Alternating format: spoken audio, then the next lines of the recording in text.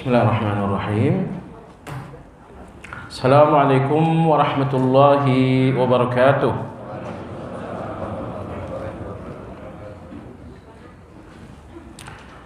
Alhamdulillah alladzi bi ni'matihi tatimmus shalihat. Wa ashhadu an la ilaha illallah wahdahu la syarika lah. Wa ashhadu anna Muhammadan abduhu wa rasuluhu la nabiyya ba'dah. Allahumma salli wa sallim ala Muhammad wa ala alihi wa ashabihi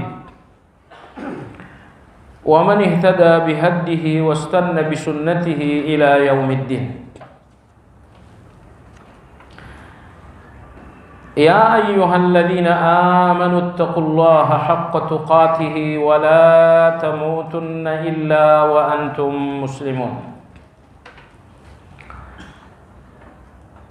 Kaum muslimin wal muslimat rahimakumullah. Kajian Madarijus Salikin pagi hari ini masih melanjutkan pembicaraan tentang 15 cabang-cabang ibadah. Pembicaraan terakhir adalah tentang ibadah-ibadah lisan. Apa saja yang wajib dalam ibadah lisan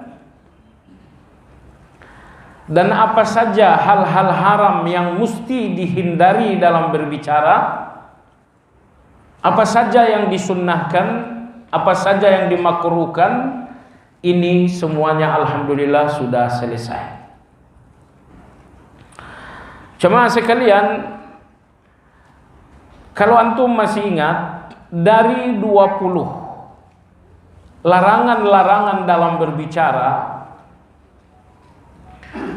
salah satunya yang sangat berat, padahal merupakan dosa besar, adalah ghibah.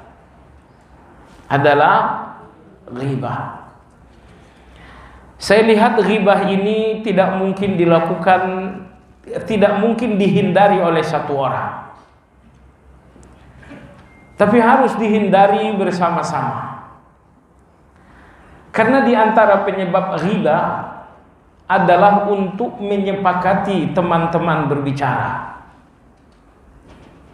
Itu salah satu penyebab ghibah, untuk menyamai, untuk mengimbangi kawan-kawan yang sedang berbicara. Jadi kalau meninggalkan ghibah itu hanya kehendak satu orang, itu nggak akan terjadi. Nah, ulama-ulama kita menyebutkan bahwa ghibah yang paling buruk apabila mengandung 2 unsur. Pertama, menghibah orang lain, yang kedua disertai dengan memuji diri. Salah satu contoh, seseorang mengatakan, ini keluarga tetangga saya ini keluarga berantakan. Kalau keluarga saya sih alhamdulillah nggak seperti itu. Anda melakukan 2 dosa sekaligus.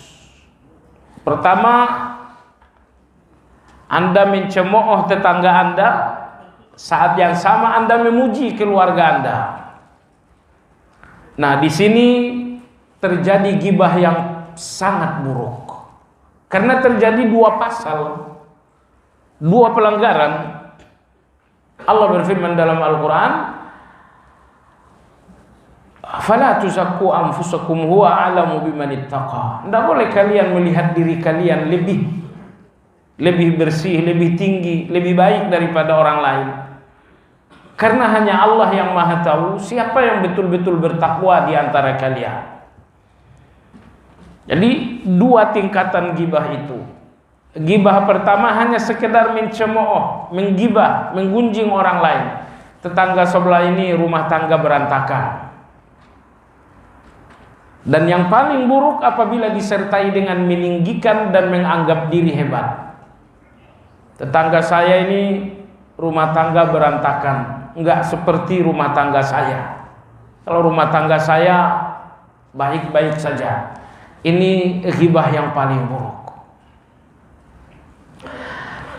Jemaah sekalian yang saya hormati, sekali waktu Imam Az-Zuhri rahimahullahu taala sedang duduk bersama Amirul Mukminin Sulaiman ibn Abdul Malik. Beliau salah satu khalifah dari Bani Umayyah. Nah, tiba-tiba didatangkanlah seseorang yang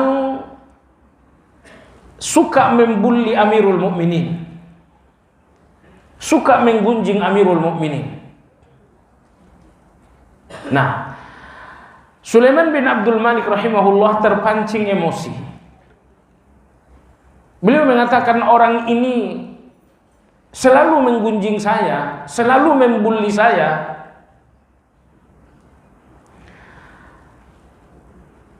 Kata Imam Az-Zuhri rahimahullah taala, apakah itu memang benar wahai Amirul Mukminin? Beliau mengatakan, faktanya ada. Si fulan yang cerita kepada saya bahwa ini tukang bully, bahwa ini tukang gunjing. Si fulan ini faktanya, saksinya. Imam Az-Zuhri rahimahullah mengatakan, kalau si fulan ini yang melaporkan ini tukang gunjing, lalu Anda membenarkan si pelapor, wahai Amirul Mukminin, si pelapor ini adalah ghibah. Dan orang yang ghibah itu nggak mungkin dibenarkan. Tidak ada orang yang ghibah yang perlu dibenarkan. Wahai Amirul Mukminin, lepaskan orang ini. Kalau kesaksian Anda hanya melalui seseorang yang berghibah, bicara orang yang ghibah itu tidak ada kebenarannya, nggak perlu diterima wahai Amirul Mukminin. Akhirnya Sulaiman bin Abdul Malik rahimahullah melepaskan orang-orang yang disebut-sebut melakukan bully itu. Nah, di sini kita ambil satu pelajaran penting, bahwa apabila seseorang melaporkan kepada Anda bahwa si fulan begini-begini, maka tukang lapor ini sesungguhnya adalah tukang ghibah. Dan tukang ghibah ini tidak perlu dibenarkan. Nah, kadang-kadang kita merasa saya perlu melakukan cross check, saya perlu melakukan tabayyun. Tabayyun Anda terhadap seorang tukang ghibah berarti Anda membenarkan. Tabayyun Anda terhadap sebuah ghibah berarti Anda membenarkan ghibah itu. Padahal ghibah itu adalah kebodohan yang mesti diabaikan, tidak boleh ditanggapi. Allah berfirman, wa a'rid 'anil jahilin, abaikanlah orang-orang bodoh. Di antara orang-orang bodoh adalah orang-orang yang melakukan ghibah. Baiklah jemaah sekalian yang saya hormati, insyaallah kajian hari ini pada halaman 188 Imam Ibnu Qayyim mengatakan para ulama salafus saleh berbeda pendapat. Halaman 188.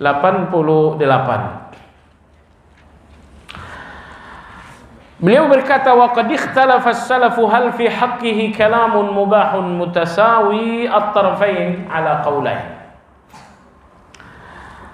Imam Ibnu Qayyim rahimahullah berkata, ulama-ulama kaum salaf, artinya mereka yang hidup di generasi Nabi, di generasi sahabat, atau di generasi tabi'in, atau tabi'it tabi'in. Dari tengah-tengah ulama generasi salafus saleh itu muncul satu diskusi ilmiah, kata Ibnu Qayyim. Apa itu? Apakah ada pembicaraan yang hukumnya mubah? Pembicaraan yang hukumnya wajib ada.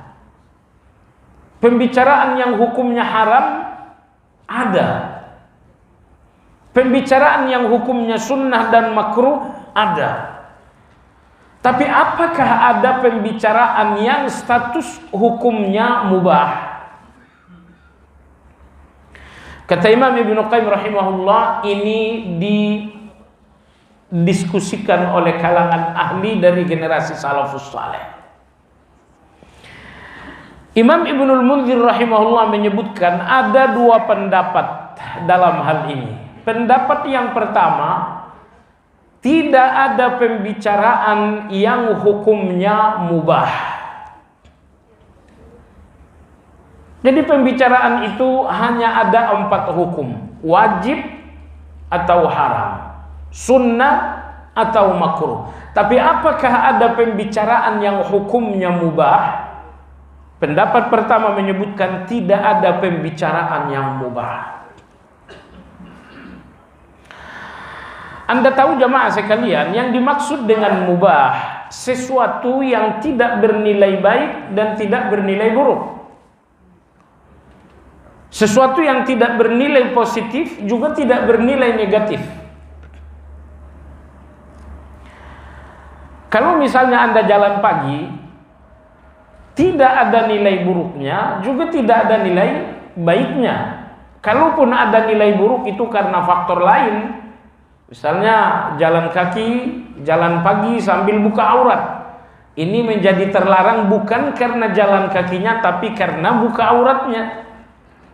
Tapi intinya, jalan kaki sebatas jalan kaki, tidak bernilai baik dan tidak bernilai buruk, maka hukumnya adalah mubah.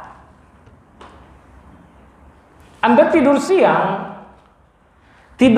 sebatas tidur siang dinamakan mubah.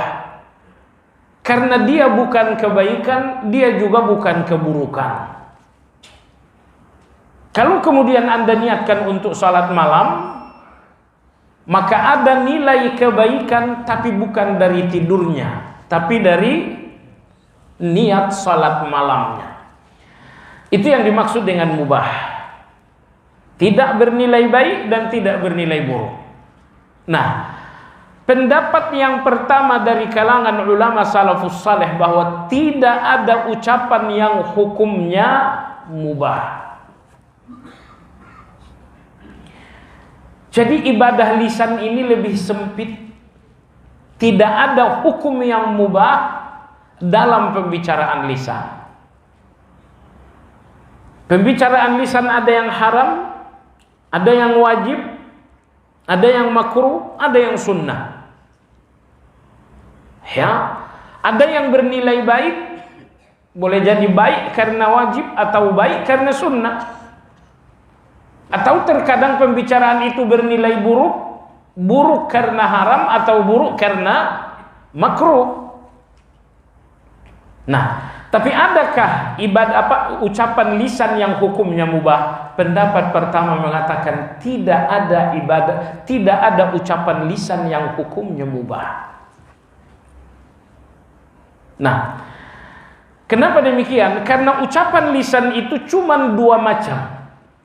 Kebaikan atau keburukan. Tidak baik, tidak buruk, tidak ada.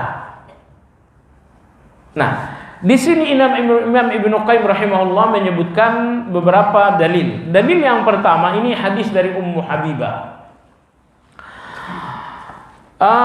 Ummu Habibah istri Nabi SAW. Kata Nabi SAW, kullu kalam ibni Adam alaihi la lahu illa ma kana min dzikrillahi wa ma walahu. Semua ucapan anak Adam adalah keburukan baginya dan bukan kebaikan, kecuali ucapan yang mengandung zikrullah ataupun yang sama dengan zikrullah. Yang sama dengan zikrullah adalah ucapan kebaikan-kebaikan, amar ma'ruf, nahi mungkar, memberi nasihat dan selanjutnya. Nah, jadi dalam hadis ini mengatakan semua ucapan anak Adam adalah keburukan baginya, bukan kebaikan, kecuali ucapan yang mengandung zikrullah ataupun ucapan yang mengandung kebaikan. Artinya dalam hadis ini Nabi mengatakan ucapan itu cuma dua. Yang mengandung kebaikan, kalau nggak mengandung kebaikan berarti itu keburukan. Makanya dalam hadis lain Nabi kita bersabda, "Man kana yu'minu billahi wal yaumil akhir falyaqul khairan aw liyasmut." Siapa yang benar-benar beriman kepada Allah dan hari akhir, ucapkan yang baik atau diam. Dalam hadis ini pun Nabi alaihi salatu wassalam menyebutkan hanya dua saja. Kalau Anda punya kebaikan, bicaralah. Kalau tidak ada kebaikan, diamlah. Berarti bicara lisan ini cuma dua, baik atau buruk. Kalau ada kebaikan maka bicaralah. Kalau tidak ada kebaikan berarti itu keburukan, maka diamlah. Jadi apakah ada bicara yang hukumnya mubah? Jawabannya tidak. Berkenaan dengan hadis ini, Imam Ghazali rahimahullah mengatakan, seluruh pembicaraan hanya 4/4, hanya 4 macam. 3 macam pembicaraan terlarang dan hanya 1 pembicaraan yang boleh. Baik. Pembicaraan terlarang, jadi ada 4 pembicaraan, 3 terlarang, 1 boleh. Adapun pembicaraan yang boleh itu cuma 1, yaitu kebaikan murni. Kalau ada kebaikan yang sifatnya murni, silakan bicaralah. Kebaikan murni dengan 2 pengertian. Pertama, dari segi fakta memang terbukti. Tapi pembicaraan sesuai fakta belumlah sebuah kebaikan kalau efeknya buruk. Tapi kalau dua-duanya positif, faktanya ada, efeknya baik, ini yang dinamakan kebaikan. Ini yang dinamakan kebaikan murni. Jadi tidak semua yang berfakta itu lalu Anda ucapkan dengan alasan ini kebaikan. Tidak. Satu ucapan dinamakan baik apabila terpenuhi 2 hal. Pertama, secara fakta memang terbukti. Dan yang kedua, secara efek memang maslahat. Walaupun faktanya jelas, tapi maslahatnya tidak ada, mengucapkan itu adalah keburukan. Anda tahu keburukan seseorang, Anda lihat langsung, itu fakta kan? Tapi kalau Anda harus sampaikan kepada orang lain, apa efeknya? Efeknya keburukan. Baik, ini nomor 1. Jenis pembicaraan yang murni kebaikan dengan 2 pengertian. Pembicaraan kedua, murni keburukan. Dusta, adu domba, itu murni keburukan. Ini nomor 2. Nomor 3, kebaikan tapi bercampur dengan keburukan. Kebaikan tapi bercampur dengan keburukan. Yang keempat, tidak baik dan tidak buruk. Jadi ini ada 4. Nomor 1, pembicaraan yang murni kebaikan, silahkan ucapkan. Tetapi 3 hal ini tahan, jangan ucapkan. Pertama, pembicaraan yang murni keburukan. Yang kedua, pembicaraan yang mengandung kebaikan tapi bercampur dengan keburukan. Kadang-kadang kita bicara berkonsultasi tapi ujung-ujungnya gibah. Ya, merasa berkonsultasi tapi mengandung gibah. Ini kebaikan bercampur keburukan. Lalu yang ketiga, pembicaraan yang tidak baik, tidak buruk. Andai kata nomor 4 ini ada. Jadi Anda lihat dari 4 kategori jenis bicara ini, hanya nomor 1 yang boleh Anda ucapkan, yaitu pembicaraan yang murni kebaikan. Artinya 3/4 dari jenis bicara Anda harus diam. Yang pertama, bicara yang murni keburukan. Yang kedua, bicara yang kebaikan tapi mengandung keburukan. Dan yang ketiga, bicara yang tidak baik dan tidak buruk. Bicara yang tidak baik, tidak buruk, ya misalnya seperti bercanda. Bercanda yang gak ada gunanya gitu kan. Misalnya kawan lewat, oh baju baru nih ya. Kawan kebetulan baju baru. Lalu Anda ngeledekin, oh Masya Allah baju baru ya. Itu kan tidak ada baik, tidak ada buruk. Nah, jadi sabda Nabi kita yang berbunyi, "Falyaqul khairan aw liyasmut." Ucapkan kebaikan atau diamlah. Anda bicara kebaikan dalam satu hal, tapi Anda wajib diam dalam 3 hal. Baik. Hadis yang ada di hadapan Anda ini, hadis Ummu Habibah ini sebetulnya adalah hadis yang dhaif dari segi sanad. Tetapi makna hadis ini dikuatkan dengan ayat 114 dalam surat An-Nisa. Ya. Maka Imam Al-Qari rahimahullah mengatakan hadis ini dhaif dari aspek sanad dan riwayat, tetapi makna hadis ini dikuatkan ayat 114 dalam surat An-Nisa. Allah berfirman, la khaira fi katsirin min najwahum illa man amara bi sadaqatin aw ma'rufin aw islahin bainan nas. Tidaklah ada kebaikan dalam bisik-bisik dan bicara mereka, kecuali bisik-bisik dan bicara yang sifatnya menyuruh sedekah, ma'ruf, menyuruh kebaikan, islahin bainan nas, ataupun menyuruh perdamaian di antara manusia. Nah, ayat ini mendukung makna hadis tersebut, sehingga kedaifan hadis ini terbantu dengan ayat 114 surat An-Nisa itu.